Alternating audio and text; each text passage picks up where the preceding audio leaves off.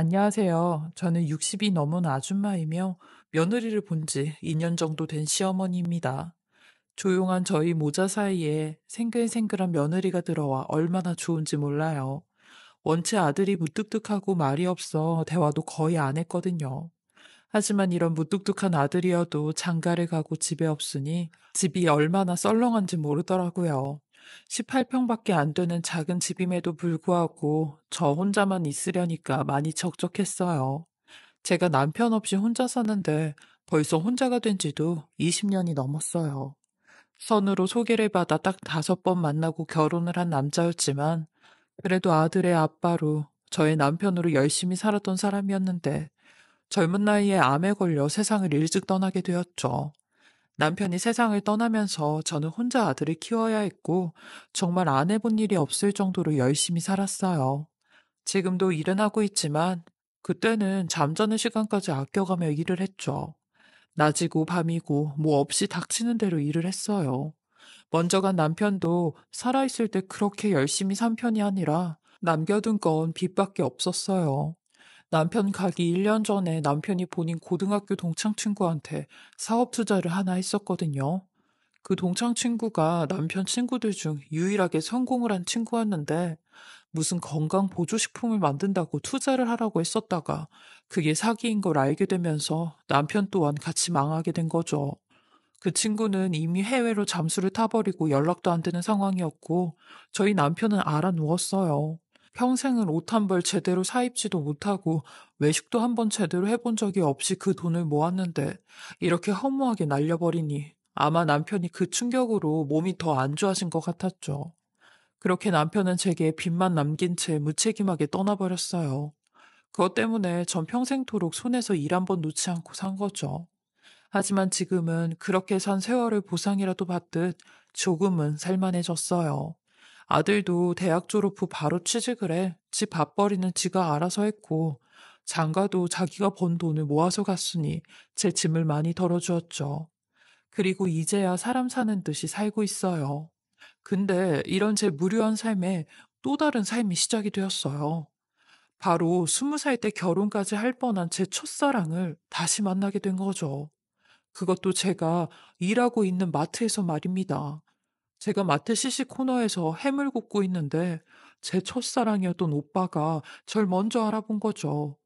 만나더라도 이런 식으로 만나고 싶진 않았는데 처음엔 아니라고 발뺌을 했어요. 너무 창피했거든요. 근데 제 가슴팍에 달린 이름표를 보고 순자야, 너 순자 맞잖아. 라고 하더라고요. 그 오빠의 눈을 보니 금방이라도 터질 듯한 눈을 하곤 저를 쳐다보고 있었죠. 이 오빠와의 인연도 이야기를 하자면 참 긴데, 이 오빠를 처음 만난 건 제 친구의 소개로 처음 만나게 되었어요. 교회를 아주 열심히 다녔던 친구가 한 명 있었는데, 자기네 교회에 참 괜찮은 오빠가 한 명 있다고 소개를 받아보라고 했죠. 만나면 분명히 마음에 들을 거라며 소개를 해주었는데, 친구의 말대로 정말 괜찮은 사람이었습니다. 순둥순둥해 보이는 얼굴처럼 성격도 정말 반듯하고 착하고 선했습니다. 게다가 저보다 4살이 더 많은 이 오빠는 굉장히 어른스럽고 듬직한 사람이었어요. 저는 이런 오빠에게 한순간에 마음이 뺏겼고 사랑에 빠졌습니다. 남자를 한 번도 만나본 적이 없던 제가 20살에 만난 첫 남자였어요. 뭐든 시작이라 하면 무서울 정도로 깊게 빠지는 게 시작이잖아요. 저와 이 오빠 또한 서로에게 아주 깊게 빠져버렸어요. 어느 정도로 깊게 빠져버렸냐면요. 그동안 혼전순결을 외쳐왔던 이 오빠가 제게 먼저 나는 어차피 순자랑 결혼을 할 사람이니까 내 혼전순결은 순자한테 바쳐도 되겠지? 라는 말까지 한 사람이었어요. 그렇게 저랑 오빠는 서로 사랑하는 마음을 확인하고 강원도 민박집에서 하루를 보냈어요. 그렇게 저희는 미래를 약속하며 1년 반 동안 연애를 했고, 오빠 부모님의 성화에 결혼을 하기로 하였습니다. 그리고 저희 부모님께 인사를 갔죠. 엄마는 제가 남자를 만나고 있다는 건 알고 계셨는데, 오빠 얼굴은 그때 처음 보신 거죠. 하지만 굉장히 기대를 많이 하고 있던 엄마가 오빠를 보고 영 마음에 안 든다는 표정을 하고 계셨어요. 저희 아버지는 오빠가 양손 가득 물 바리바리 싸들고 온 걸 보고 정신이 팔려서 마냥 좋다고 하셨죠. 저희 아버지 한평생 술만 드시고 경제 활동도 해본 적이 없던 분이시라 참 둔하고 무르신 분이셨거든요. 근데 엄마는 아니었어요. 엄마가 장사를 오랫동안 하셔서 사람 보는 눈이 좀 남다르시긴 했는데 이 오빠의 관상이 안 좋다고 하셨어요. 서글서글해 보이는 얼굴 뒤에 능구렁이가 한 마리 보인다며 영 맘에 내키지 않는다고 극구 반대를 하셨죠. 심지어는 제가 이 오빠랑 무조건 결혼을 할 거라고 시위를 벌였을 때도 엄마는 절 무시하고 선자리를 주선해 그 남자가 절 만나러 집까지 오곤 했어요. 그렇게 1년 가까이 엄마와 씨름을 했는데 결국 전 엄마의 의지를 꺾지 못했고 마지막에 선을 본 남편과 결혼을 하게 되었어요. 저는 말 그대로 이 오빠와 생이별을 하게 되었는데 얼마 안 돼 이 오빠도 결혼을 했다고 했어요. 이젠 정말 서로 사랑해도 사랑할 수 없는 사이가 되었다는 슬픔에 저는 결혼 생활도 제대로 하지 못했어요. 남편과 같이 있는 게 너무 싫어서 밤마다 베개를 들고 이 방 저 방 도망을 가기 바빴거든요. 하지만 이것도 세월이 약이라고 무뎌지더라고요. 그리고 아들이 태어난 뒤로는 아들만 바라보고 살았으니 남편과는 그저 그런 사이로 지냈는데 남편이 빚만 남기고 그렇게나 빨리 저 세상에 가버리니 저는 엄마를 엄청 많이 원망하고 탓을 많이 했어요. 엄마만 아니었어도 이 사람 만나서 이런 고생하지도 않았을 거고, 엄마만 아니었어도 20살 때 만난 그 오빠랑 결혼을 해서 잘 살고 있었을 텐데, 이게 뭐냐고 그랬죠. 그 오빠의 소식을 간간히 들었을 땐 꽤나 잘 살고 있었거든요. 그렇게 그 오빠는 한참을 제 앞에 서선 제 얼굴만 뚫어져라 쳐다보고 많이 보고 싶었다, 순자야. 라고 하는 겁니다. 전 그 한마디에 얼어붙은 마음이 눈 녹듯이 녹아내렸어요. 그리고 흔들리더라고요. 주책 맞다고 생각하실 수도 있겠지만, 남편이 저 세상 간 지 20년 동안 그 젊은 좋은 세월 다 보내고, 남자도 한 명 안 만난 채 돈만 벌며 살았거든요. 저도 여자인지라 남자의 품이 너무 그리웠나 봐요. 그리고 그 오빠의 깔끔한 옷차림과 올백으로 올린 머리가 예전보다 더 멋있어 보였어요. 나이가 먹으니 중후한 그 모습에 그게 그렇게 설레더라고요. 오빠는 이따 잠깐 쉬는 시간이고 퇴근 시간이고 얘기를 할 수 있냐고 했어요. 저랑 할 얘기가 많다면서요. 사실 저도 오빠한테 궁금한 게 많았기에 얼마 후 쉬는 시간이니 잠깐 기다려달라고 했습니다. 그렇게 잠시 쉬는 시간이 되어 그 오빠와 마트 밖 벤치에서 근 40년 만에 재회를 하게 되었어요. 오빠는 제가 나오기 전에 미리 따뜻한 커피를 뽑아놔 제 손에 쥐어주며 조심스레 본인의 근황에 대해 말을 해주더라고요. 이사한 딸네 집에 왔다가 빈손으로 가기 뭐해서 과일이라도 사가려고 마트에 들렸다고 하며 어떻게 여기서 널 만날 수 있냐고 다시 만나야 될 사람은 꼭 다시 만난다고 죽기 전에 널 한번 꼭 만나고 싶었었는데 이렇게 만나게 되네. 라며 잘 살고 있냐고 했어요. 본인은 지금 이혼을 했다며 이혼한 지는 5년 정도 되었다고 했어요. 전처가 본인이랑 사는 게 재미가 없다며 좀 더 재밌게 살고 싶다고 이혼을 하자고 했대요. 어차피 마음이 떠난 사람을 잡아봐야 서로 힘들 걸 알고는 이혼을 해주었다며 순자는 남편이 잘해줘 라고 하는데 저도 못됐지. 남편이 이 세상에 없다는 말을 반색이 돼 반갑게 하고 말았네요. 저희 남편은 암으로 저 세상 간지 벌써 20년이 넘었어요. 라고 했습니다. 그러니 그 오빠도 그래? 라며 옅은 미소를 보이는데 그 모습에 서로 민망한 듯 고개만 떨구고 있었죠. 그러면서 저한테 언제 끝나냐고 퇴근할 시간까지 기다릴 수 있다고 딸네 집에는 다음에 가도 된다고 하더라고요. 그렇게 저는 퇴근 후 오빠와 같이 밥을 먹고 2차로 간단하게 술까지 마셨네요. 오빠는 원래 신실한 기독교인이라 술, 담배는 하지 않았는데 사회생활 하면서 술은 안 마실 수가 없어 적당히 마신다고 하더라고요. 그렇게 저는 그 오빠와 40년 만에 만나 쉴 새 없이 떠들어댔어요. 40년이란 세월이 무색하게도 그 오빠랑은 어제 만난 사이처럼 아주 많은 얘기를 나누었는데 참 남편이랑도 이런 얘기와 이런 시간을 가져본 적이 없었는데 이 오빠랑은 아니었죠. 오빠는 술이 어느 정도 들어가니 제 손을 잡곤 내가 원래 이렇게 무례한 행동은 하지 않는데 순자 보니까 내 마음이 주체가 안 되네. 우리 다시 한번 만나볼까? 라는 말에 저도 모르게 눈물이 흘렀어요. 내일 모레면 환갑을 바라보는 제게 다시 설렘과 사랑이 찾아온 거죠. 저 또한 그 오빠의 손을 꼭 잡으며 고개를 흔들었고, 그렇게 저와 오빠의 황혼 연애가 시작이 되었어요. 저는 오빠와 함께 쉬는 날이면 무조건 차를 타고 밖으로 놀러 다녔어요. 산이고 바다고 다시 연애를 한다는 기분에 오빠를 바라만 봐도 참 좋더라고요. 저는 아들 모르게 비밀 연애를 했는데, 연애하는 게 죄는 아니지만 아들에게 얘기를 하는 건 참 어렵더라고요. 오빠는 저와는 반대로 본인 딸한테는 얘기를 했다고 했어요. 본인 딸도 외국인 남편과 같이 살아 그런가 그런 부분에 대해선 굉장히 우호적이라며 되려 자신의 연애를 응원한다고 하더라고요. 이런 오빠와 1년을 만났는데, 오빠는 저를 1년 동안 만나면서 아주 조심스럽게 대해주었어요. 가끔 마트에서 같이 일하는 이혼한 언니들의 얘기를 들어보면, 우리 나이 때 남자 만나는 건 무조건 그 짓 하려고 만나는 거야. 순수한 연애? 그런 게 어딨어. 나도 돌싱 친구들이랑 나이트 클럽 가면 웬 늑다리 아저씨들이 다들 껄떡거리며 달겨드는데 순수한 사람을 본 적이 없다니까. 라는 말을 듣곤 했는데 오빠는 아니었죠. 오빠는 40년 전이나 지금이나 절 대하는 게 똑같이 저를 쉽게 생각하지 않더라고요. 손 하나 잡는 것도 쭈뼛거렸고, 저를 안아주는 것도 3개월이 지나서야 포옹을 하더라고요.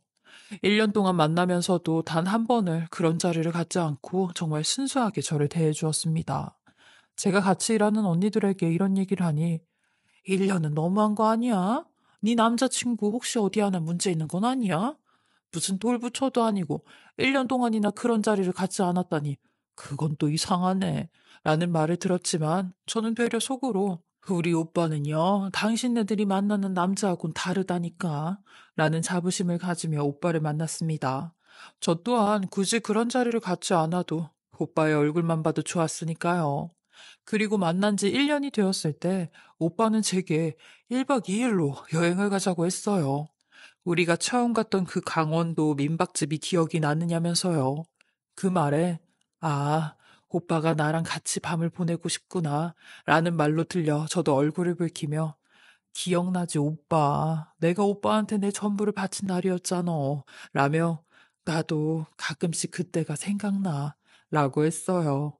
그렇게 저는 남사스럽지만 그 오빠와 함께 여행을 떠났습니다. 다 늙은 50대 후반의 여자였지만 가슴이 두근대고 엄청 설레더라고요. 주책맞기도 했고요. 오빠는 미리 예약을 해둔 펜션이 저희 여행지와는 좀 다른 곳에 있다며 저녁 때 들어가자고 했어요. 저는 알겠다고 했고 오빠와 손을 잡으며 속초 바다를 걷고 있을 때였어요. 근데 오빠가 갑자기 바다 한가운데서 제게 무릎을 꿇더니, 순자야, 나랑 남은 여생 같이 살래? 라고 하는 겁니다. 말로만 듣던 프로포즈였어요.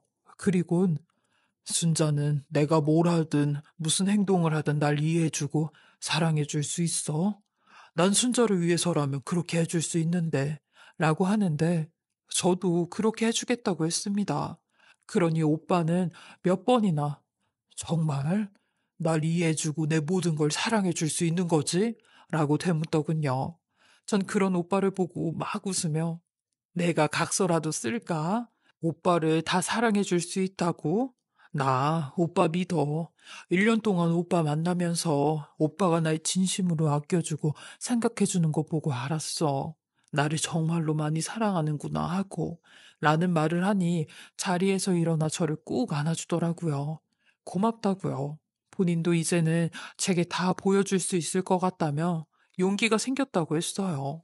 그때는 그 말이 무슨 말인지는 몰랐지만 제가 생각했을 땐 전 볼품없어진 몸매를 말하는 줄 알았어요. 저도 축 늘어진 뱃살이 생각이 났거든요. 그런 오빠에게 나도 이젠 오빠한테 모든 걸 보여줄 용기가 나 라고 했네요. 그렇게 저희는 저녁밥까지 먹은 후 오빠가 예약을 해둔 펜션으로 가게 되었어요. 오빠는 제게 그곳 주소를 알려주며 내비게이션 좀 쳐달라고 했고 저는 주소를 보며 한 글자 한 글자씩 쳐서 차에 입력을 해주었어요. 그리고 도착한 펜션에 가니 연세가 좋기 80은 넘어 보이는 주인 할머니가 나와서 키를 주며 방을 안내해 주는데 저희에겐 별로 관심이 없으신 것 같았죠. 그렇게 저는 오빠와 같이 펜션에 들어갔고, 오빠는 짐을 풀자마자 제게 먼저, 순자, 먼저 씻고 올래? 라고 하는 겁니다.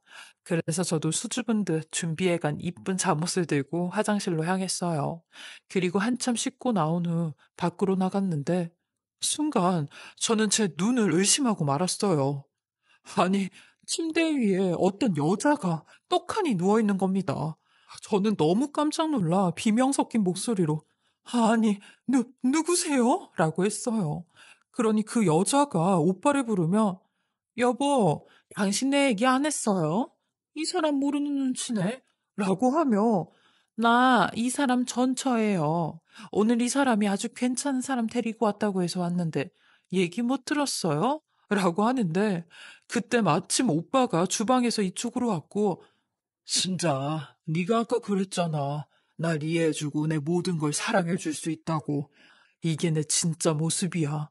라고 하는데 그 오빠의 소름 끼치는 미소를 보고 저는 미친 듯이 뒤도 안 돌아보고 짐을 싸서 막 도망을 나오려고 했는데 그 오빠가 문을 막으며 이 기집애 좀 보소. 순순히 따라올 땐 언제고? 이렇게 도망을 가려고 해? 야, 박순자. 들어올 땐 네 맘대로 들어와도 나가는 건 절대 안 되지.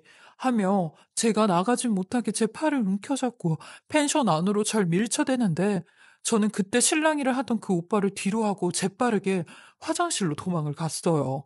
그리고 문을 잠갔고 미친 듯이 떨려오는 손으로 핸드폰을 들었습니다.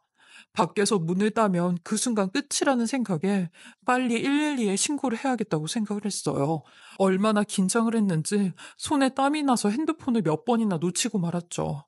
사실 지금도 제가 어떻게 신고를 했는지 기억이 나질 않아요. 그러니 문 밖에선 이거 빨리 안 여냐는 그 오빠의 고함 소리가 들려왔고 전철에는 그 여자한테 당신 엄마한테 가서 여기 화장실 키 좀 달라고 해 라고 말을 하는데 엄마라는 말에 또 한 번 뒤통수를 한 대 얻어맞은 듯한 기분이 들었죠. 아니 그럼 이 펜션 주인이 그 노인이 이 오빠의 엄마였던 건가? 라는 생각이 들었죠. 하긴 예전에 본인 엄마가 강원도에 살고 있다는 말은 들었는데 펜션을 한다는 건 몰랐었거든요. 저는 다행히 아까 그 오빠가 내비게이션 주소를 쳐달라는 게 생각이 나 기억이 나는 대로 주소를 생각해냈고 그 덕에 경찰에게 제 위치를 알려줄 수 있었어요. 저는 경찰이 올 때까지 문 잠금 장치를 손으로 계속 누르고 있었고 전철하는 사람은 헐레벌떡 펜션 안으로 다시 들어와 아우 어머님이 화장실 키 없대. 그 많은 키를 어떻게 알겠냐고 하는데 이제 어떻게? 그러게 내가 확실한 여자 데리고 오라고 했잖아. 당신 1년 동안 이 여자 작업하면서 이 얘기도 안 하고 뭐 했어? 나는 아무것도 모르고 1년을 기다렸다 1년을. 아우 진짜 이제 어쩔 거야 라고 하는데 이게 대체 무슨 소리인지 그럼 1년 동안 이딴 걸 하려고 저를 만났던 건지 완전 멘붕인 상태였어요. 그러니 곧이어 그 오빠가 내가 말했잖아. 얘는 나한테 완전히 푹 빠져서 내가 하자면 하자는 대로 할 거라고. 근데 이럴 줄 내가 알았냐고. 야, 박순자, 너 빨리 안 나와? 여기까지 따라왔으면 내가 하자는 대로 해야지. 얌전해 보여서 내가 믿었건만 이렇게 뒤통수를 쳐? 라며 그 여자가 가지고 온 키를 하나씩 넣으며 문을 열기 시작했어요. 저는 제발 열리지 말라는 말과 함께 울면서 문을 붙잡고 있었죠. 그리곤 얼마나 지났을까요? 누군가 벨 누르는 소리가 들리더니 문을 두들기며 경찰입니다. 신고가 들어왔는데 문 좀 열어주세요. 라는 소리가 들려왔고 그 오빠는 절 향한 욕지거리와 함께 전처한테 빨리 숨어 있으라고 하며 문 쪽으로 가는데 저는 문이 열리는 소리와 함께 화장실에서 뛰쳐나가 살려주세요. 라는 말을 했어요. 그렇게 지옥 같던 30분의 시간이 흐르고 그 오빠와 전처는 경찰서로 갔고 저도 같이 경찰서에 가서 조사를 받았어요. 알고 보니 이 오빠의 엄청난 두 얼굴이 밝혀지게 되었어요. 오빠라고도 부르기 싫은 이 미친 인간은 전처라는 여자와 이혼을 한 적도 없었고 결혼을 한 적도 없이 사실혼의 관계로 평생을 살았더라고요. 그러면서 이렇게 자유롭게 살다 언제 헤어져도 헤어지게 살자고 했다는데 그 인간 말로는 본인 와이프가 평생 이런 걸 해보고 싶어 했다며 이 짓을 꾸민 거라고 하는데 저는 이 인간을 신고하고 싶었지만 우리나라 법상 제게 아무런 일이 일어나지 않았기에 마땅한 처벌을 하지 못한다고 했어요. 나중에라도 이 인간이 제 앞에 얼쩡거리거나 찝쩍거리면 그땐 스토커로 신고를 해서 접근 금지 신청을 하면 된다고 했어요. 저는 그 길로 뒤도 안 돌아보고 야밤에 택시를 불러 30만 원 내고 제가 사는 곳까지 달려왔어요. 오면서 얼마나 눈물이 나는지 너무 충격을 받아 한여름에도 덜덜덜 떨면서 왔네요. 이제와 생각해보면 엄마가 왜 저 사람과 결혼을 극구 반대했는지 알 것 같았어요. 엄마한테는 저 사람의 구린 뒷모습이 눈에 보였는지도 몰랐죠. 그렇게 저는 제가 다니던 마트와 제가 살던 곳까지 이사를 했고 전화번호까지 바꿔 한 1년 동안은 집에만 처박혀 있었어요. 다행히 그 미친 인간 둘은 절 찾아오는 일은 없었어요. 찾아왔다 하면 바로 경찰에 신고를 하고 접근 금지 신청까지 하려고 했거든요. 저희 아들 며느리는 제가 이런 일을 겪은 건 모르고 있다가 제가 하도 이상해 보이니 며느리가 먼저 제게 무슨 일이 있으셨냐고 물어봤고 저는 그동안에 있었던 일을 전부 다 토해내듯 이야기를 했어요. 그러니 제 얘기가 아들의 귀까지 들어갔고 아들은 와선 제 손을 잡으며 그동안 내가 엄마를 너무 신경 쓰지 못했던 것 같다고 얼마나 외롭고 기댈 곳이 없었으면 그랬겠냐고 미안하다며 꺽꺽거리고 울더라고요.